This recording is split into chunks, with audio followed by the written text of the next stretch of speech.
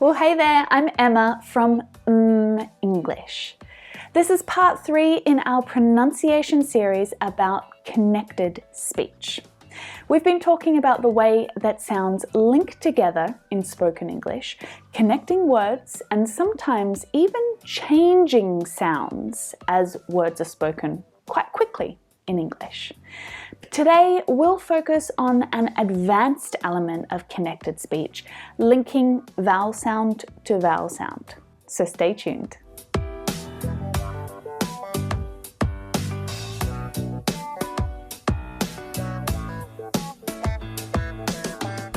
Okay, as I said, this is quite an advanced pronunciation lesson, but I absolutely recommend that you keep watching, even if you don't consider yourself an advanced student, because understanding how sounds influence each other and change in spoken English will allow you to be aware of it.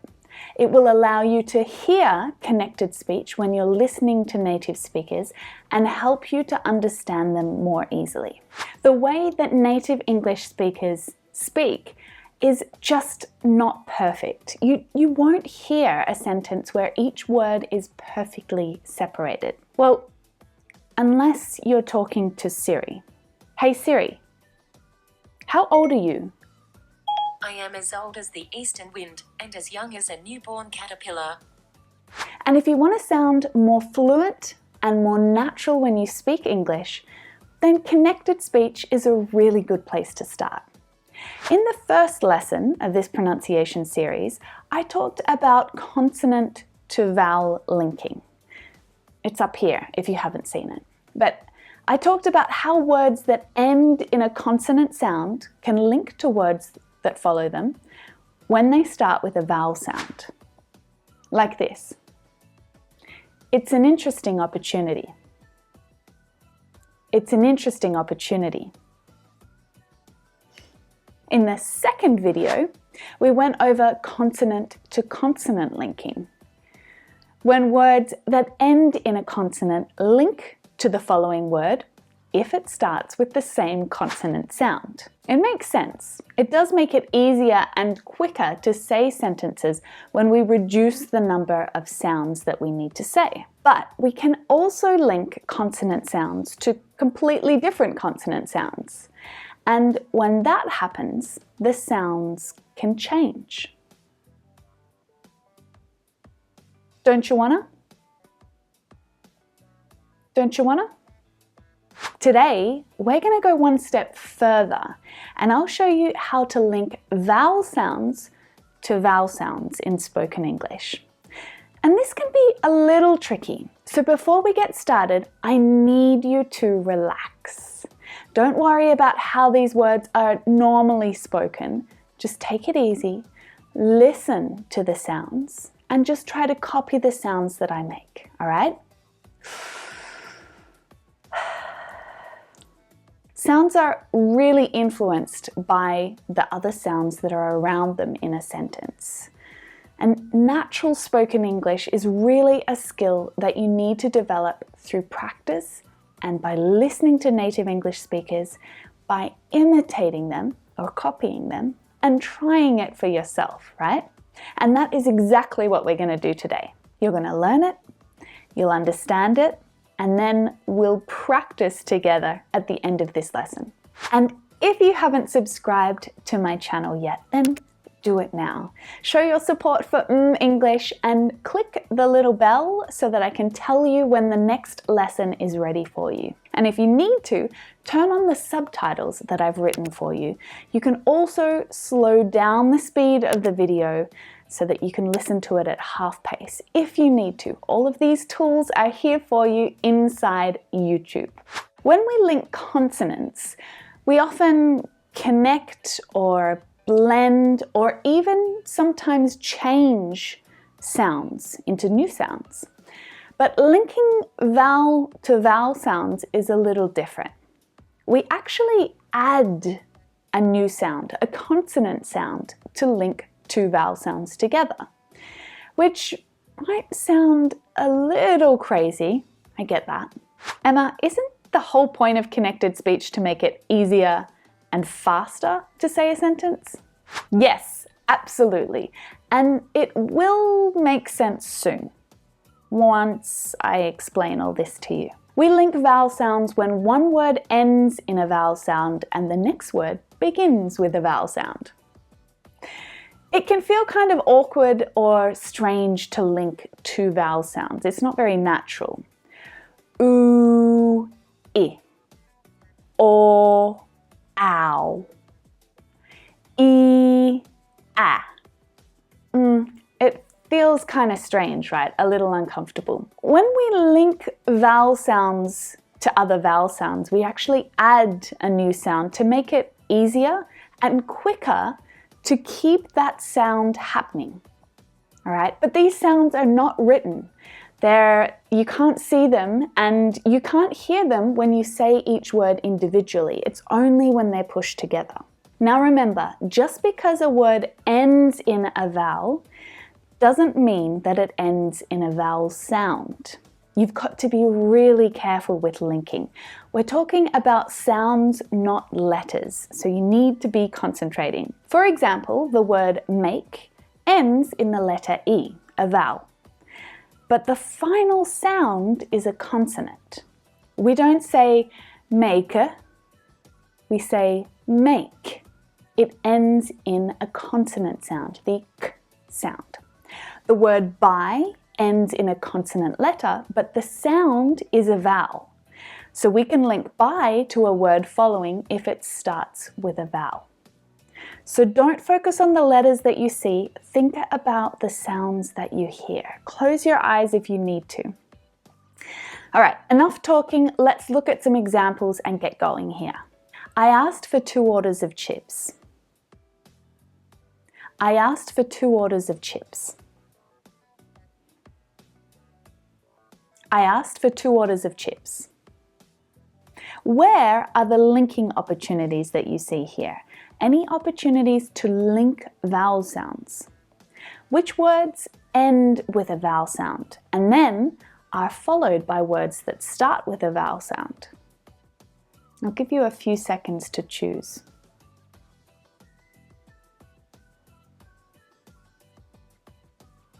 All right, there are 5 vowel sounds at the beginning or end of words in this sentence. I asked for 2 orders of chips. Now, since we're focusing on vowel to vowel linking sound, let's forget about of right now. That's consonant to vowel linking right there. I asked. I asked. There is an extra sound in there if you can hear it. I asked. Y. I asked. We have to pay close attention to the vowel sounds here and the position of our mouths as we make this sound. We have I asked. I ask. So we need to move our mouth quite a bit between these 2 vowel sounds. E, ah. And when we do that quickly, if we do that really quickly right now, E, ah, E, ah, E, ah, E, ah. That y sound naturally occurs. As we move quickly between those sounds, we naturally create that y sound. It's one continuous sound. There's no break between the vowel sounds. E-ya, e-ya. Let's look at another example. 2 or 3. 2 or 3. 2, 2, 2. Can you hear that w sound in there? 2, 2, 2.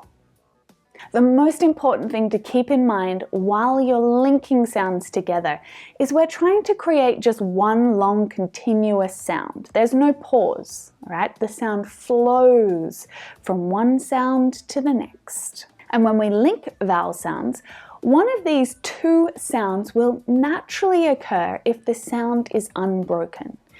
Whether to add the y or the w sound will depend on which vowels are being linked. So the y sound is added between words that end in the long e and words that start with the short a, right? E-ya, e-ya.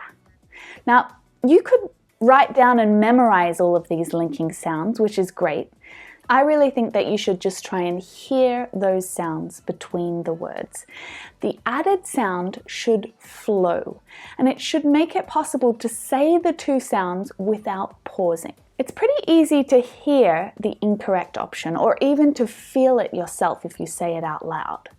It doesn't make sense to add w between I asked, because your mouth has to come into this very tight, small position, right?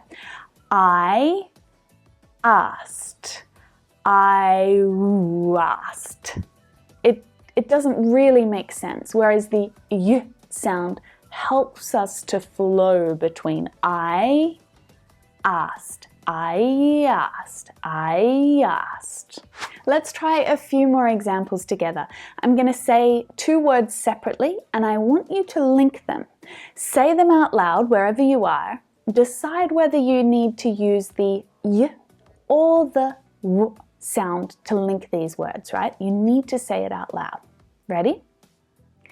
3 oranges. 3 oranges. 3 oranges. Did you add the y sound? That's correct. What about high apartment? High apartment. High apartment. Again, the y sound. And notice that high ends with a GH, but it actually ends with a vowel sound. A little tricky, huh? I. High. Do it. Do it. Do it. This one is the w sound. Did you get that? She always. She always.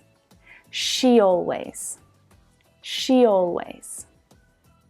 The y sound. One more. Go over. Go over. Go over. This all makes sense, right? Just practice combining these vowels out loud, all right? You can say them, you can whisper them, you can yell them, whatever makes you say it out loud, pull these vowel sounds together and practice using those linking sounds. And while you're at it, can you think of any other examples where you can add linking sounds between two vowels? If you can think of some examples, add them to the comments. And don't forget to include the linking sound that you're using to connect those vowels. See if you can write a few in the examples, and I'll come down and check them in a little while. Now there's an interesting little rule here for British English pronunciation and Australian English pronunciation, which is how I speak. There's actually a third sound that you can link between vowels, the consonant sound. The linking R doesn't occur in American English pronunciation because the R consonant sound is always pronounced at the end of a word, whereas in British English or Australian English, it's not. Let's look at the number 4 as an example. It's pronounced 4 in American English and 4 in British English or Australian English. You don't hear that consonant sound at all. Now, I talk about these pronunciation differences between British and American English in this lesson here if you want to go a bit further. But the reason why it's important now is the linking sound occurs between vowels in British English pronunciation. All right, so look at this example. Your eyes. Now, in British and Australian English pronunciation, you don't hear that sound at the end. When it's pronounced, the final sound of that word is a vowel sound. It's or, as in door. Your eyes. So technically here, I'm linking two vowel sounds together. Your eyes. And we do that with the linking R. In American English, this is just the standard consonant to vowel linking, but in British English, we actually have to add that sound. It's not there when we pronounce this word in isolation, all right? Your eyes. Your eyes. Your eyes. Your eyes. Let's practice some more. Our olives. Our olives. Our olives. Our olives. Here over. Here over. Here over. Here over. Now this linking R sound probably makes quite a bit of sense to you since the letter itself is actually there. But I just wanted to highlight how this happens in British English and Australian English. I'm wondering if you can think of any more examples like this. Can you think of any where you add, or I would add, an R linking sound between two vowels? Discover owl. Fever on. If you can think of any more examples, add them to the comments. So let's practice with a few example sentences now. I'll put a sentence right up here and I'm going to read it aloud for you. Listen for the extra linking sounds and try to hear them yourself. But I also want you to say the sentence out loud. See if you can feel which sound is the correct sound. Saying it yourself is going to help you to feel that transition between the vowel sounds, right? Practice as much as you can out loud and as exaggerated as you can. She asked her English teacher for help. She asked her English teacher for help. She asked her English teacher for help.